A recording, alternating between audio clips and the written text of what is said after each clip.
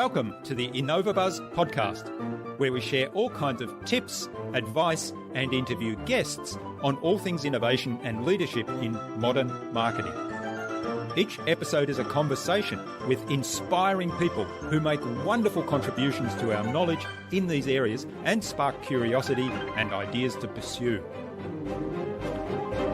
Join me, Jürgen Strauss from InnovaBuzz, and let's get into today's masterclass on this InnovaBuzz podcast.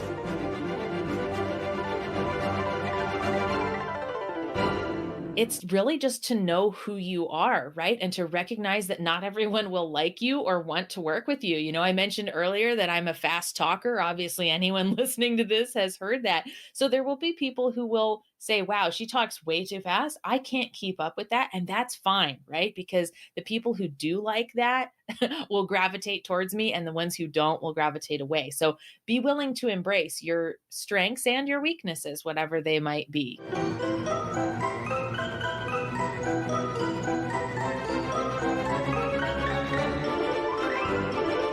Hi there, Innovator. It's great to be back with another episode. I hope you've had an awesome week so far.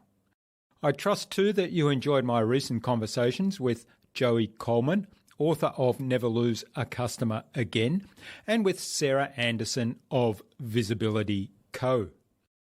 I'm really excited to have on the InnovaBuzz podcast as my guest today, Laura Briggs.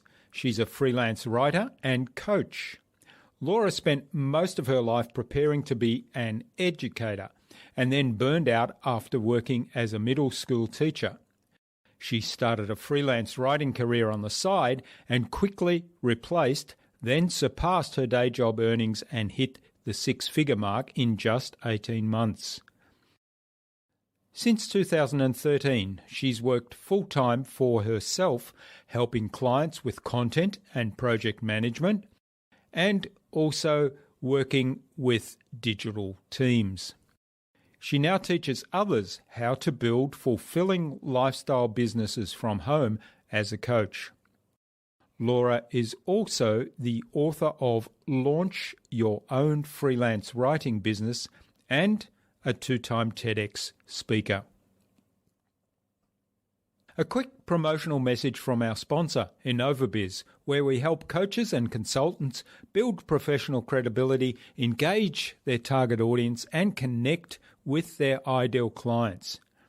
Now, to help you get absolute clarity about who your ideal client is and how you can connect and communicate with them to build and strengthen an engaging, enduring relationship, take a look at our Marketing Master mini class, which you can access at innovabiz.co/marketingmaster.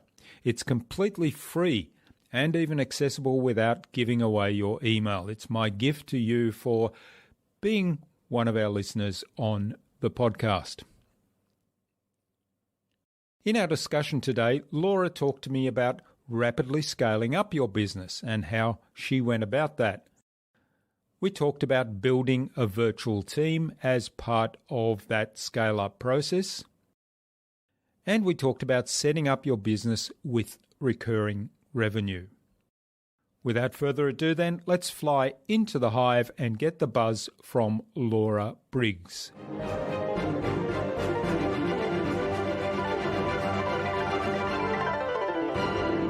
Hi, I'm your host, Jürgen Strauss from InnovaBuzz, and I'm really excited to welcome to the InnovaBuzz podcast today, all the way from St. Paul, Minnesota in the USA, Laura Briggs, who's a freelancing coach, author of Start Your Own Freelance Writing Business. She's a TEDx speaker and also host of the Advanced Freelancing podcast. So welcome to the InnovaBuzz podcast, Laura. It's a great privilege to have you as my guest. Oh, it's my honor to be here. So thank you. Laura, you began your freelancing career as a writer and a content marketing strategist, and then you grew a six-figure business in just 18 months. And now you teach other freelance writers how to do that as well, so how to launch and grow their business. And you also do things like building systems and outsourcing and bringing virtual teams on board. So I'm really looking forward to exploring all those topics with you today. But before we get started talking about all things freelancing, writing, and building teams and building a business. Tell us a little bit about your background. How did you get to where you are today, and what were some of the pivotal moments in that journey? I always thought that I was going to end up in education, either working as a secondary teacher or working as a professor. So I'd always loved communicating and connecting with people and sort of coaching and teaching them through things. But after working here in the United States public school system, I realized I did not want to be a teacher. I gained a great appreciation for what teachers do. I'll say that. So I really respect anyone who does that job, but I could not see me doing it for 20 or 30 years. So I started to look at all the different skill sets that I had, what within the teaching job was I good at, what things had I always gravitated towards, and writing kept coming up over and over again. And there's a lot of stereotypes around writing that writers don't make any money, they're starving artists, if you don't want to be paid at all and you want to be stressed out all the time, that's a great career. But I wanted to see if that was really true and see if there was any way to make money, especially in light of the fact that when I was going through this, it was sort of in the wake of the Great Recession. And I saw how much technology was changing things and how online marketing was really having a renaissance. And so there were all types of new content that people needed to have, websites and blogs and, online email funnels. And so I thought there was a lot of potential there. And that's how I got started. That's great. Yeah, I can relate to the teaching thing. I've got a long story actually, but basically involves when I was choosing to go to university. Pretty well heated debates in between my parents and I about me having to become a teacher, and I said, no, I don't want to be a teacher. Couldn't imagine anything worse. So I didn't need to go into the classroom and try it out. I remembered my experience as a student and felt for the poor teachers that we had. Exactly. Yeah. But the paradox, of course, is now we're all educating, aren't we? So Yes. writing and marketing, and of course you've got your courses. So Yeah, we it come kind of back to comes. education. Yeah, it comes back full circle anyway. So that's why I was like, how do I change, my career? I've always wanted to be a teacher of some sort. And now it's like I'm back into teaching, but in a different way than I expected. So how did you get started working for yourself then? How did that journey of building that six-figure business in 18 months get started?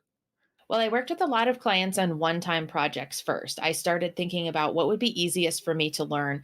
Certain types of writing, like creating white papers, writing books, writing sales copy, they take a long time to learn and they have their own strategies behind that. So I looked for what would have the shortest learning curve. And for me, that was blogs and website content, things that are Mhm. only about 1 page long of typed text. I knew that I would be able to teach myself the tactics behind how to do that faster than, say, learning how to write and edit a book.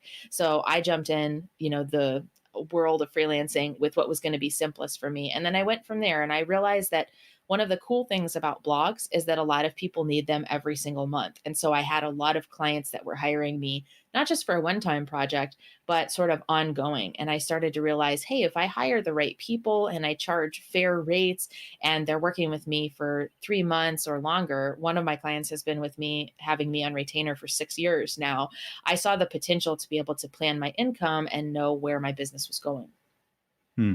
Okay, that's great. Yeah, so there's a really good point there about how to structure your services in a way that it generates recurring, predictable income, which Mhm. is always something that will help your business put your business on a stable footing. So you talked about hiring the right people. So when did you take that step of bringing people on board to help you and basically move from being the technician or the person that does everything in your job to starting to act like a business owner and building a team? Well, as anyone who runs a business knows, a business owner wears a lot of different hats. And the reality is, we shouldn't be doing a lot of the tasks that we do at the beginning. When you start your own Mm, business, you're the chief technical officer, chief financial officer, VP of marketing, you're everything, right? And so yeah. it's hard to let go of that control. But I realized that a lot of the administrative tasks inside my business, they weren't the best use of my time, but I also wasn't any good at them. I didn't know anything about social media scheduling. So that really shouldn't be something that I should be doing. That should be passed off to my team. And so I started to see little tasks here and there where it made sense for me to pull that off my plate and give that to a virtual assistant, for example. So for me, I'm not a graphic designer and I'm terrible with any type of graphic design. So that saves me a lot of frustration as well as headaches and just coming up with something really ugly if I could just hire that out to the right person. And so I started with that, different types of tasks that I really didn't enjoy doing. It might take me 5 or 6 hours to put together a PowerPoint slide deck, but my virtual assistant can do it in 30 minutes because we already have the template created and I just give him the text outline. So that's a great example of when it makes more sense for someone else to take over the task. Yeah, that's, I mean, there's a couple of things there. It's having somebody who's got specialized expertise and who can do it more effectively and more efficiently, turn it over quicker, but also allow you then to spend your time on the things that you add most value to the business and to your clients. Yes, you have to learn where your zone of genius is. For me, that is talking to clients to convert them and then doing the actual writing on their projects. But there's a lot of other pieces in that: proofreading, sending out invoices, doing some of the marketing, like posting my own blog. That doesn't necessarily have to be done by me. And so I look for opportunities like that to take it off my plate all the time. So how did you get started building a team? Did you have people working for you locally, or are they remote? I know today you've got a lot of people working remotely.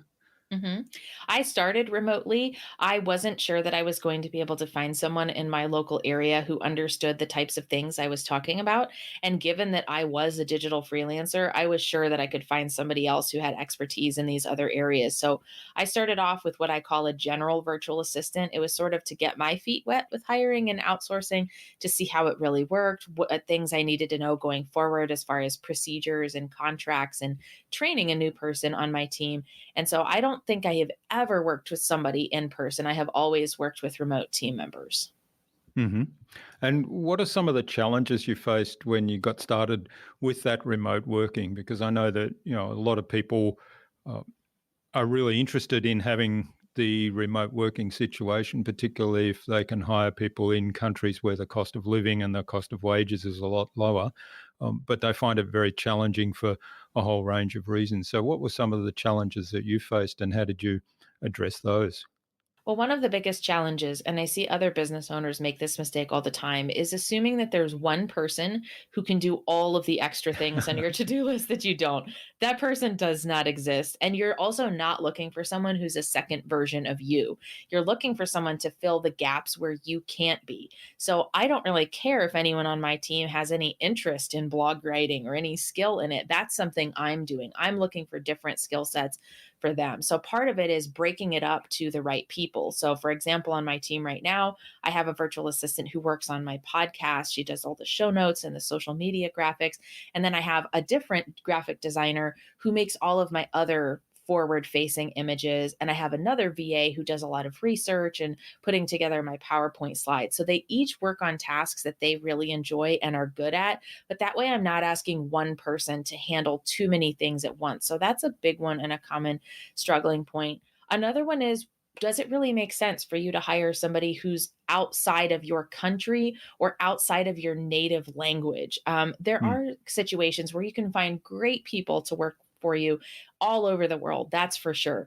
But sometimes, for example, if I'm going to have a virtual assistant who's going to send out LinkedIn messages on my behalf or something where they're kind of acting as me, I want to make sure we have a really good communication style between the two of us and that we mesh well in terms of personality. And so hiring the cheapest person is not always the best solution for your business, especially if you kind of expect them to get up to speed right away. And then you have to go back and redo all the work anyways. You haven't saved money there. You've lost money because now you're back doing the same tasks and you have to start from square one hiring again. So I try to hire for the right person for the job, even if they're not necessarily the cheapest. Yeah, that's great advice. And I think people make that mistake often as they get started and they think, well, we can only afford somebody that is working in another country who is going to be a lot lower in cost than our local country. But then they focus too much on that uh, cost thing rather than, as you point out, the quality and also the match. Yeah. Good people are hard to find too. And so you want to know the type of personality you're trying to hire for.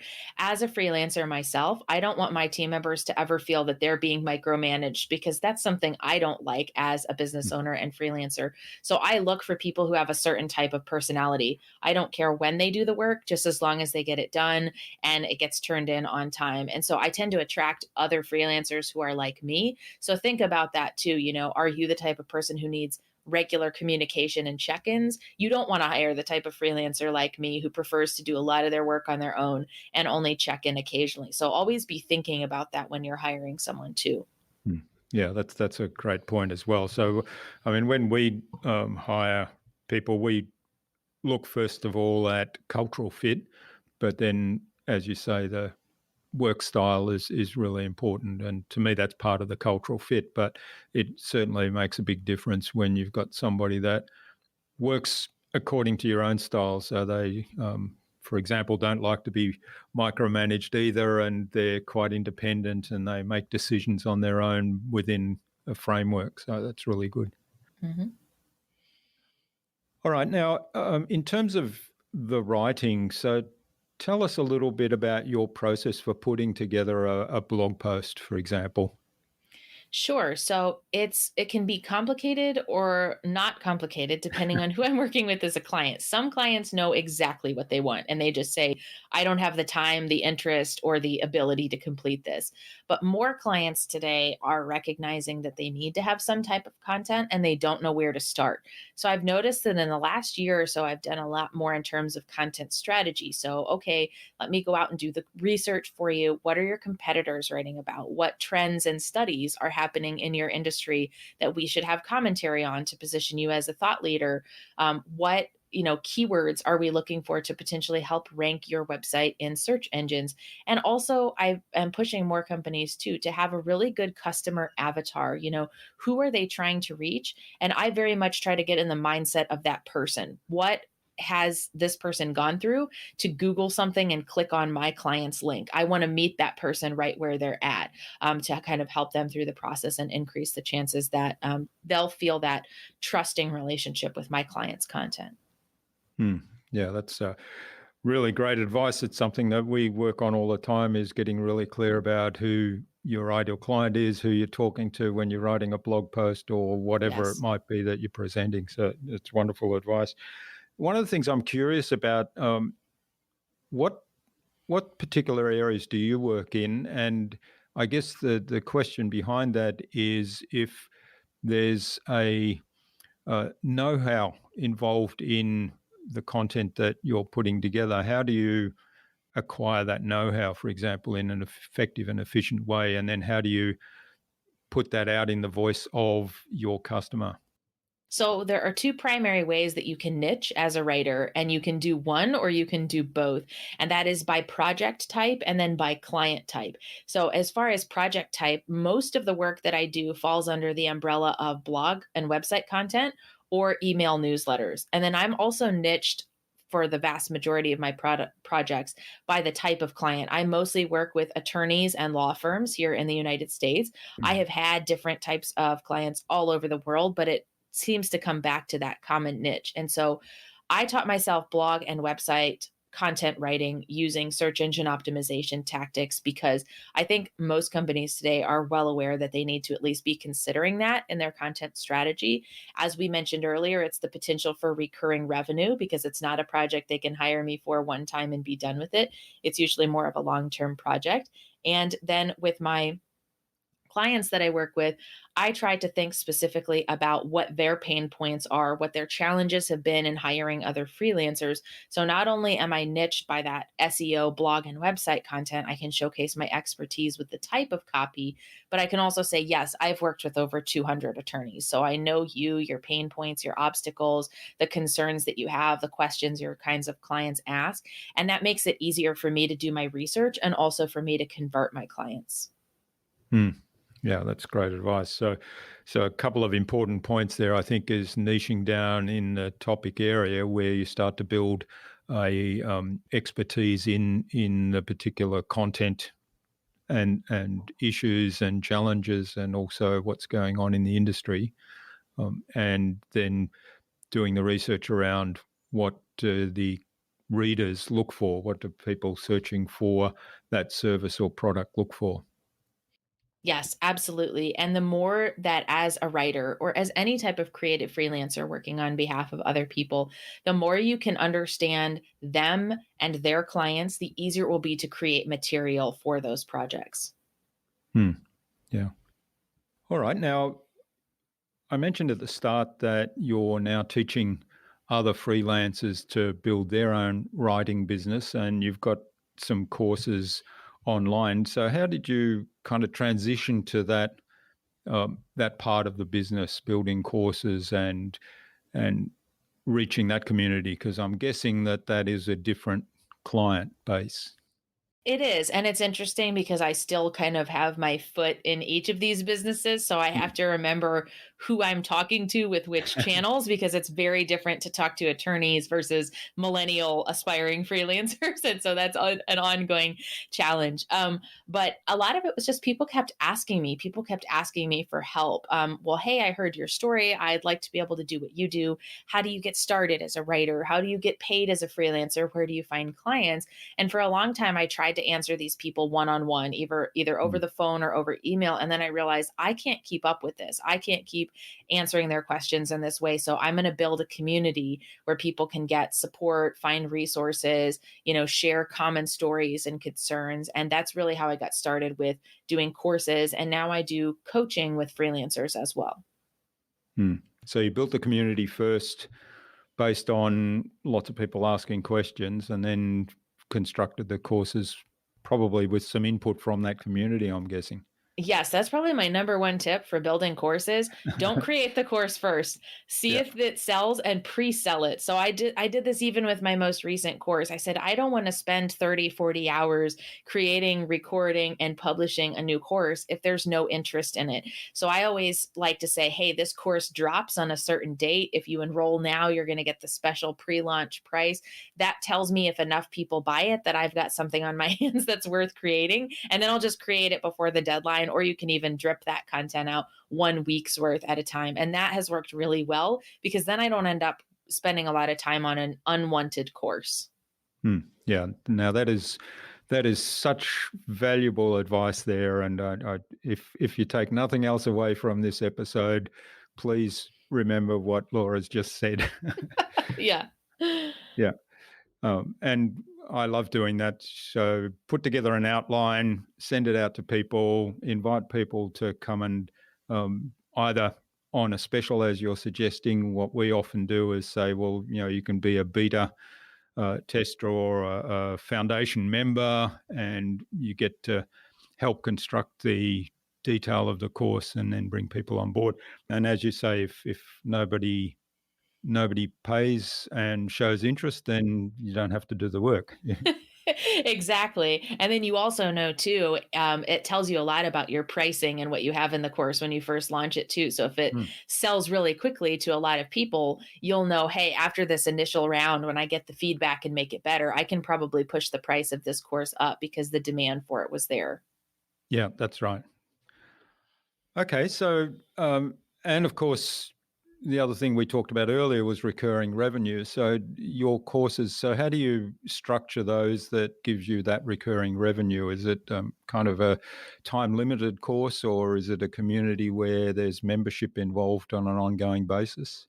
So I have not built membership on an ongoing basis just because I don't want to deal with any of the customer service emails. I'm like, if people they're coming in and coming out at all the different times, I don't have that infrastructure in my team to manage that right now. So what I do is I focus on different courses for different parts of the year. Most of them are evergreen. And so if people opt into a certain freebie, they're going to go through a certain, funnel that ultimately promotes that course at a great discount. Even if they don't buy, they're still on my email list. And so at various times throughout the year, I'll promote things that I feel are most relevant to, the audience right now. So like for freelancers, one of the busy seasons is kind of like after the Christmas holidays around here in the United States. So from like January 20th on, there's a lot of business potential. So I might promote a product that helps people get their marketing in order or make sure that they have great work samples and a pitch to send out in the new year. So I try to time it like that. I also allow people to pay by payment plan so that there's money that's kind of coming in over an ongoing basis. It also expands your network to people who might not have that cash money up front to pay for the Mm. entire course as well. So that's usually how I do it. And then I also have sort of private coaching clients that I'm enrolling them in my various courses as it's a fit for them, but I'm working with them one on one, and they are more of that sort of recurring revenue as well. Okay, yeah, yeah. So that's the top level of your echelon, if you like, Mhm. in terms of the scale. So you've got courses where there's lots of people coming in through your funnels, and a lot of that is automated, I imagine. And then you've got your private coaching clients one on one, where you've perhaps only got a small number. Yes, absolutely. And so some of the, less expensive products, people can still take them and make them work, right? Like my book, they Mm, can take the book and they could implement everything in the book and be successful. But some people need more accountability or more yeah. ongoing support. And so it's nice to have options where people can invest at different levels, because you might have someone who wants the do it yourself route, whereas someone else says, you know what, I need the accountability, I need the advanced support, and I'm willing to pay for that. Mm.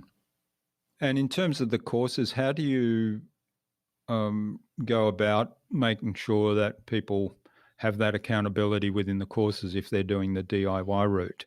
How do you kind of ensure that they complete the course and that they get a result out of that? Because I think, one of the downsides I see in a lot of online courses, and I've purchased courses myself where I've spent money, and some of them I haven't even started because there's just been so much stuff going on at the same time. And so in that sense, I'm a bad customer for that particular business. And Mhm. potentially, I'm also somebody that might actually speak badly about that business, but it's really my fault. So, how do you deal with that kind of situation? Well, there's a couple of different ways. So, first of all, I don't offer any refunds on my digital products because I want to discourage anyone from buying it, maybe trying to download it and, Mm, then request a refund after they have the key information. So, what I tell people instead is email me to ask if you think you're a good fit. We'll have a conversation or we can discuss over email, whether this course is right for you. There's been multiple times where I've told people, no, you don't need this. This course is too basic for you, or this course is too advanced. You're not quite there yet, or you really need one on one coaching, or you should just go read this other book by somebody else. So for me, that's a way to help prevent that. I've also learned that I have to have assignments built into the course, because without that accountability and people submitting their information, they're much less likely to be successful. And even with that, not everyone submits the mm. homework, right? Like I have a course about how to use LinkedIn for freelancers. They get unlimited reviews of their LinkedIn profile. So as many times as they want to update it and send it to me and say, hey, is this right? Do you think I've got my keywords right, my tagline right? Well, only a handful of people have taken advantage of that. Now their profiles are better than the other students in the class, but it's that ongoing, balance of how do I get people to do the work and to feel like there's, enough to do here. And then the other part of it is I don't like courses that are very, very long. A couple of hours is the most that I can sit still in front of my computer to learn something. So I try to make sure that all of my courses are no longer than 3 to 4 hours. I think we've both probably purchased courses that were 9, 10 hours long, and we've probably done nothing in those courses because it's just such a massive thing to think about. That's right. Okay, Yeah. am I going to do this 1 hour at a time? Am I going to have one weekend where I barrel Mm, through it? It's just overwhelming for people and they shut down and psychologically check out. mm. Yeah. Well, I mean, there's a lot of great advice in that. And I think one of the benefits of having the smaller courses also, if you can chunk it down and build course frameworks around modules that give people the opportunity to purchase another course to up their expertise, or if they don't, at least they've completed that one particular little module and they've gained experience or knowledge, or there's been some change for them as a result of that.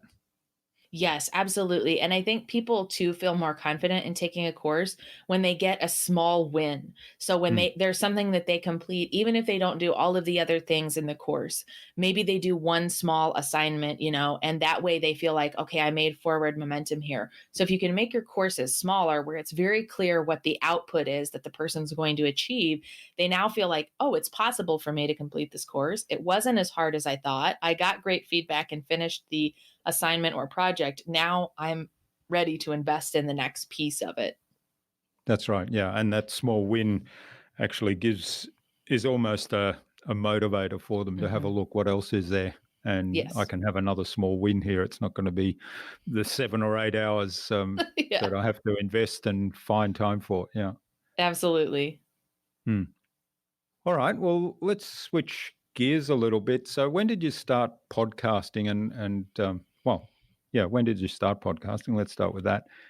So I started in 2017 and I podcasted for about a year. And then I took a really, really long break and I restarted my podcast 18 months after I quit, and then have been podcasting 6 months since that. So it's been an interesting journey having a drop in the middle there.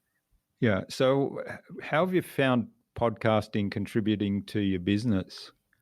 Well, it's interesting because I'm a writer. And so I always thought that I would connect with my ideal clients, whether they're attorneys or other freelancers who need courses or coaching, through the written word. But that is not the case. It's almost Mm, always video and audio. So for me, I'm always thinking about how can I be in front of my audience speaking where they hear my personality. They know that I talk fast. So that's not a surprise to them if they hire me and we go into a strategy session and I'm going a million miles a minute.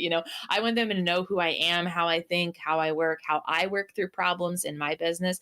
So it's interesting because I get messages like all the time from people saying, "Oh, I really loved this episode of your podcast," or "I heard your podcast. I've been binging it." Someone sent me a message the other day that she'd listened to like 17 episodes in one weekend.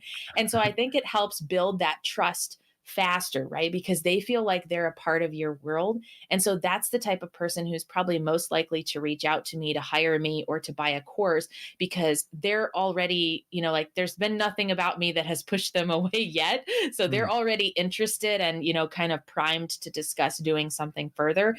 And it's also perfect for me as a coach or as a course creator because I see them as the person who gets things done. They're highly motivated and willing to do the work. And so that says to me, like, ding, ding, ding, this is the right person to work with in one way or another.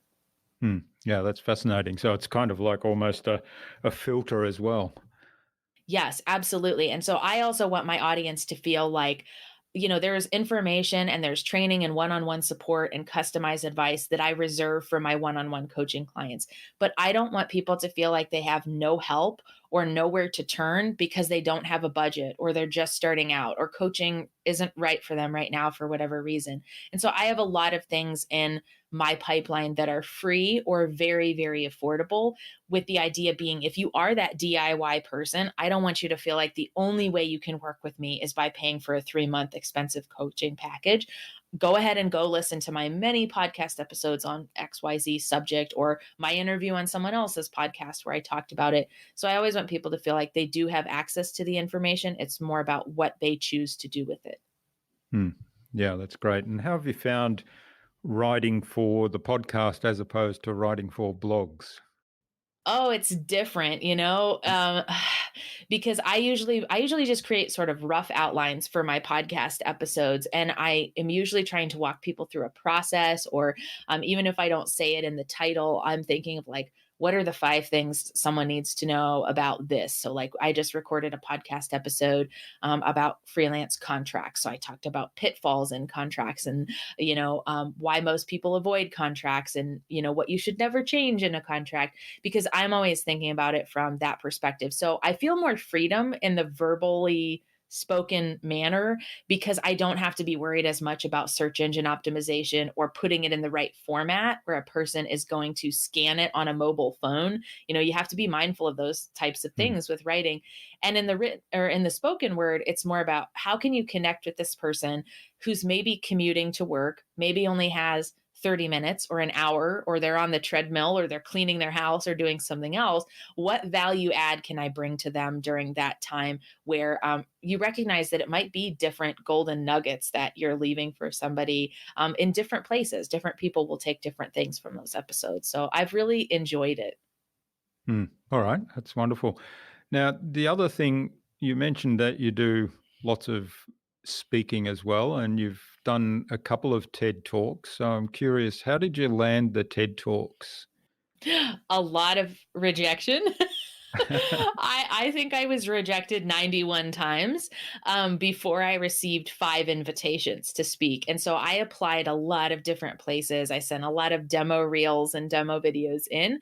But ultimately, it was just about time and persistence. And I also tried to focus in all those applications on how I felt that freelancing and how much remote work and things like that are changing the economy and the workforce. They really hadn't been discussed on the TEDx stage to a great extent. There were maybe one or two other talks that briefly mentioned the gig economy, but I feel like it's especially having such a huge impact here in the United States, but really all over the world as well.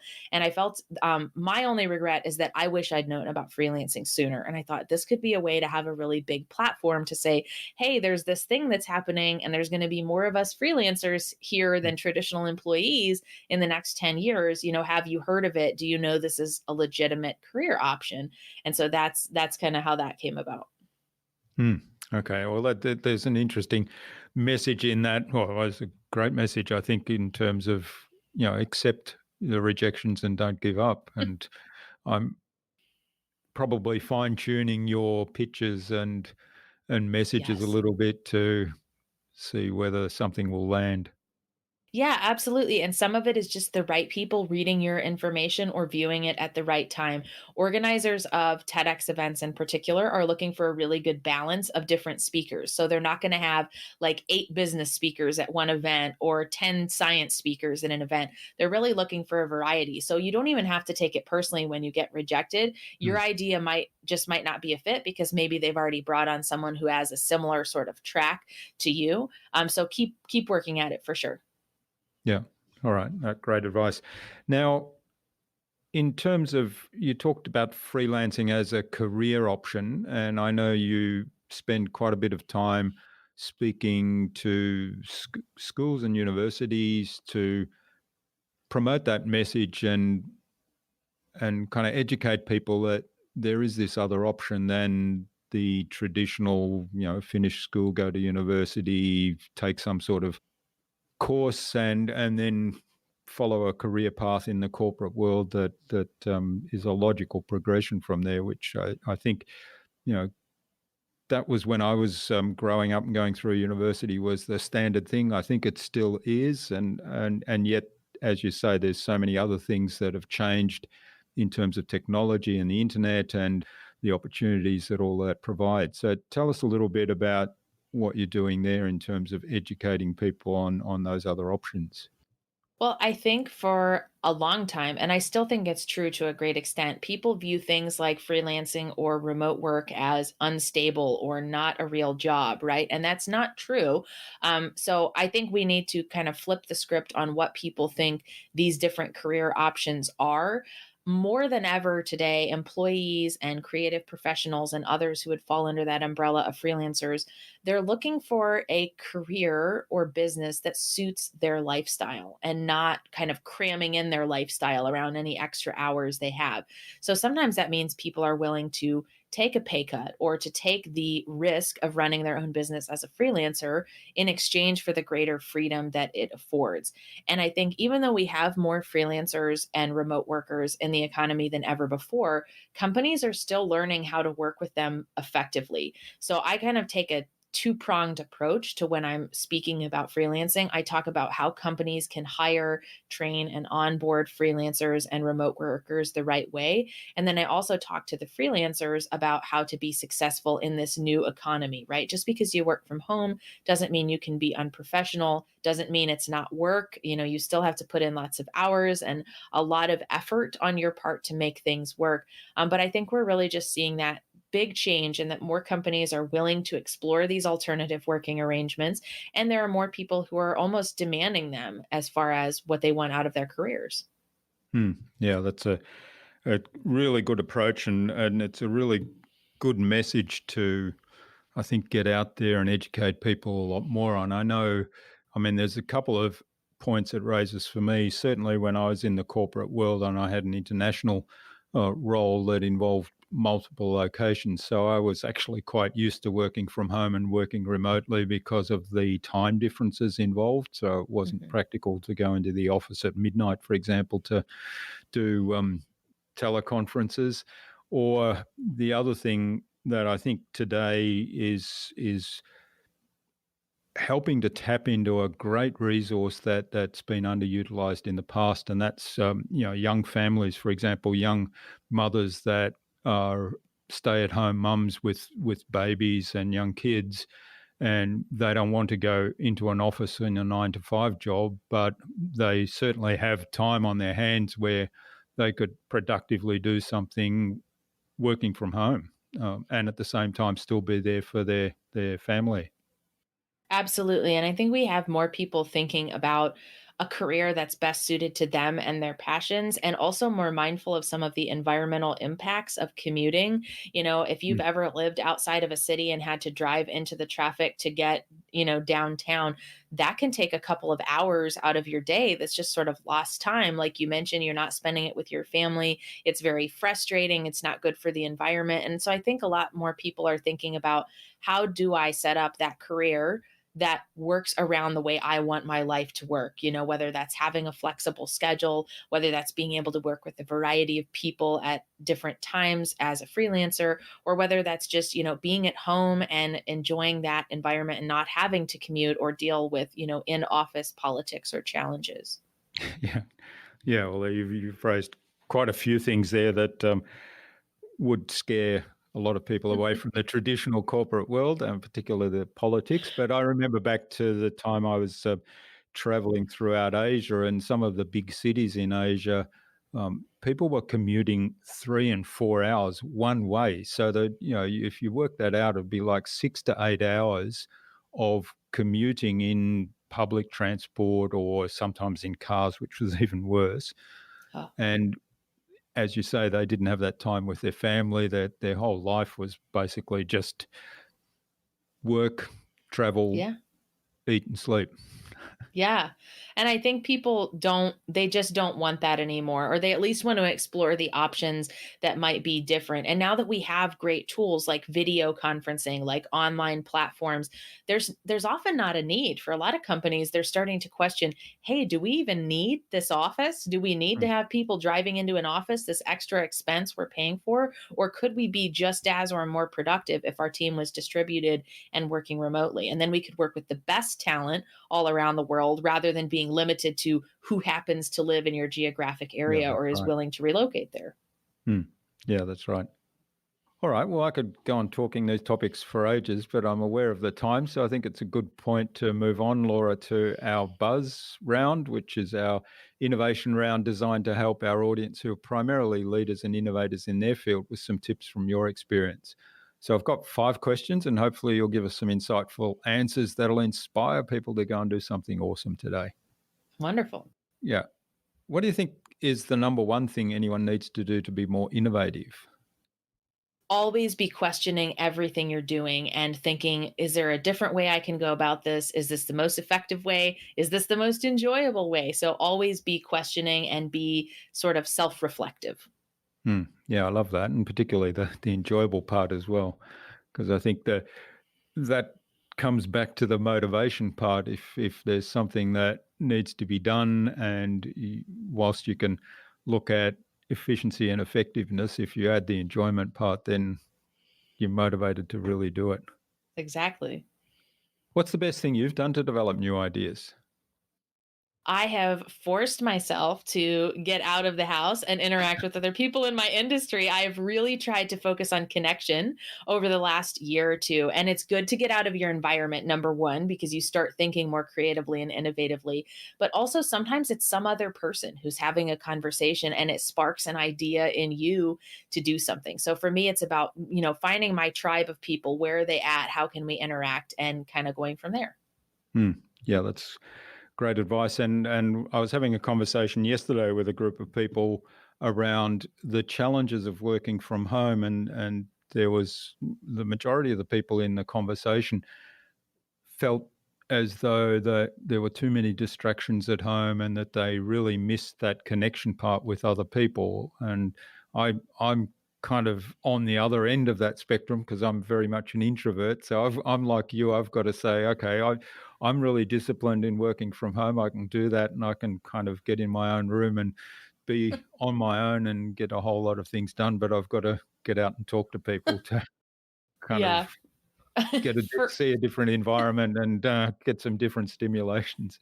I think that's important for us introverts. We have to know that we can't always be in our own little world. And so, even though you question it as you're about to go into these meetings or networking events, you're like, okay, I'm going to be better for this. I don't have to do it that often. I can do it.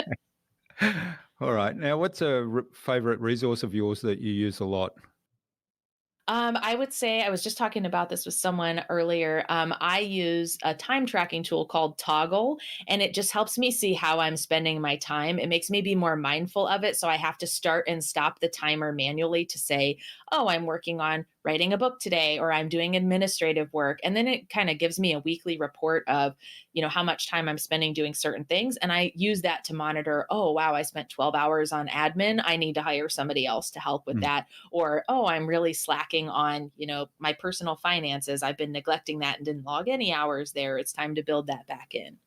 Yeah, that's a great resource to kind of get an idea of where you're spending time, and also if I mean, you have to be really disciplined to do that. But if you're getting distracted by other stuff rather than focusing a lot of time and energy on the key things, then that'll highlight that as well, won't it?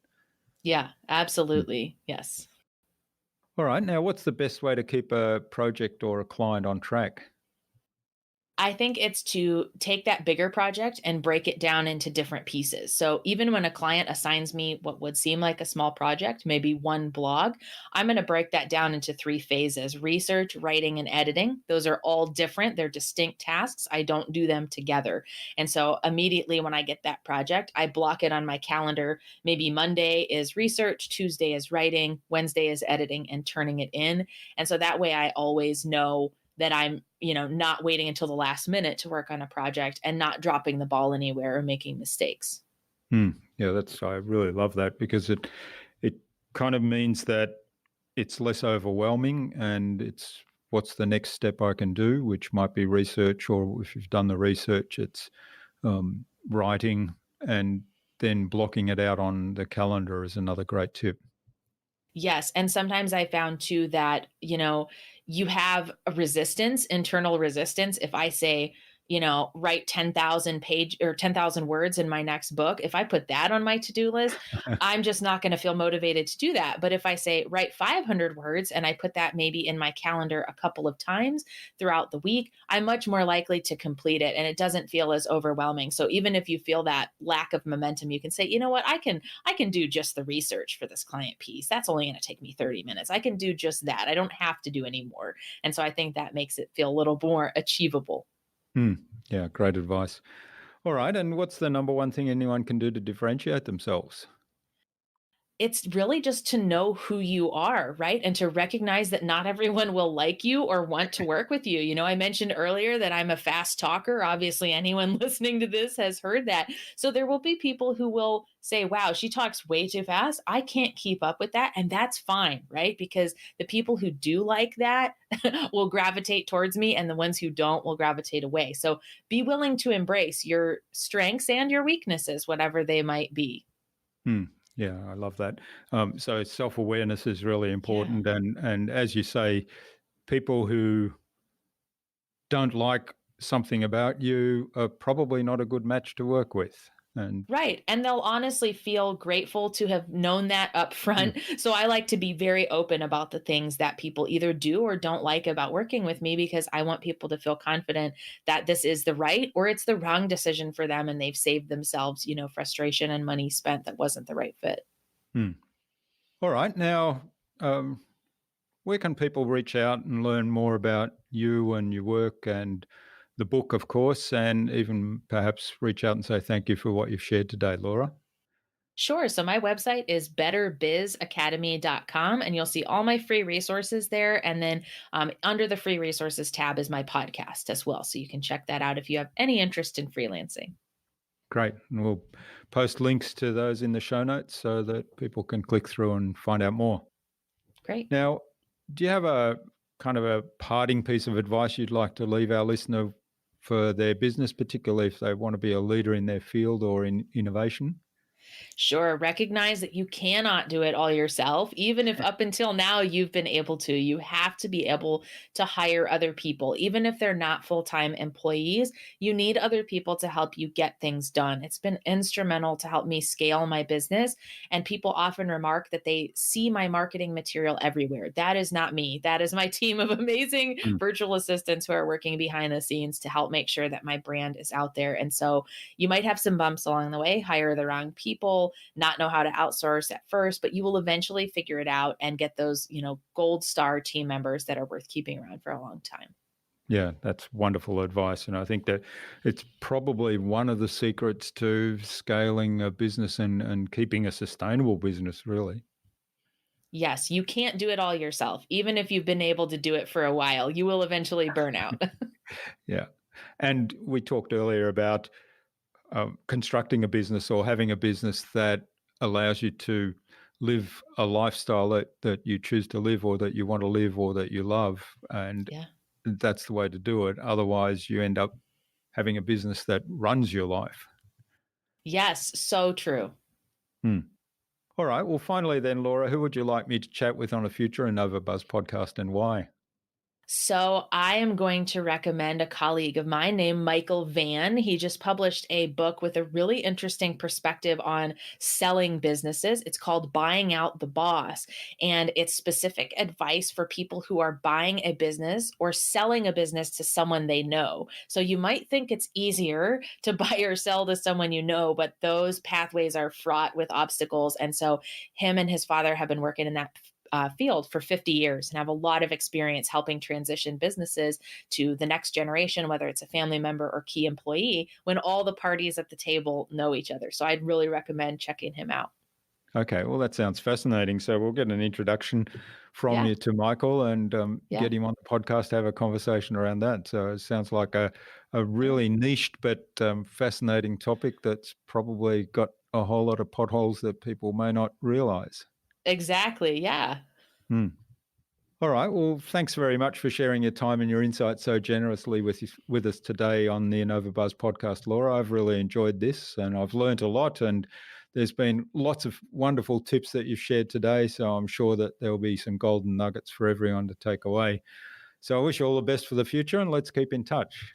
Absolutely. Thank you so much.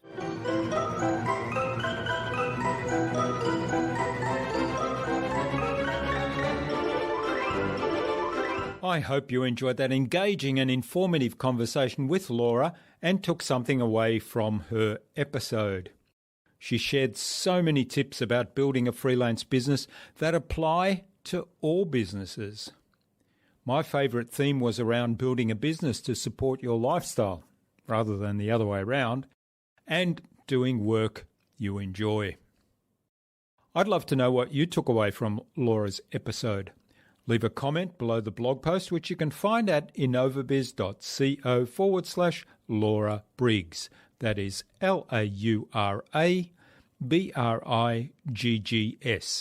All lowercase, all one word, innovabiz.co/Laura Briggs. You'll also find contact information there for getting in touch with Laura, as well as links to the Better Biz Academy website, to her book Start Your Own Freelance Writing Business, and the other resources we spoke about in the conversation. Laura suggested that we have a conversation with Michael Vann, author of Buying Out the Boss, on a future InnovaBuzz podcast episode. So, Michael, keep an eye on your inbox for an invitation from us to the InnovaBuzz podcast, courtesy of Laura Briggs. Remember to check out our Marketing Master mini class at innovabiz.co/marketing master. It's completely free and accessible without giving away your email. But most importantly, in less than 30 minutes, you'll gain absolute clarity about your ideal client and how you can communicate with them to build and strengthen an engaging, enduring relationship. And if you'd like our help to go even deeper into marketing mastery or our help with podcast production, then send me an email to jurgen@innovabiz.co and we'll set up a quick call just to have a chat, get to know one another and find out if we're indeed a good fit. Tune in again to the next episodes of the InnovaBuzz podcast, where we've got some more fantastic guests lined up, including Greg Rollett of the Ambitious Media Group and Mark Robinson from the International Academy of Wealth. Stay connected with us by subscribing to the InnovaBuzz podcast at innovabuzz.com/subscribe. innovabuzz.com/subscribe. Make sure you never miss another episode. It would also mean a lot to me if you leave us a review, because what you think matters. I'd love to hear your thoughts, your ideas, your suggestions, or questions you have, so go ahead and share them in the comments below the blog post for this episode. Until next time, I'm Jurgen Strauss from InnovaBiz. Remember, be awesome and keep innovating.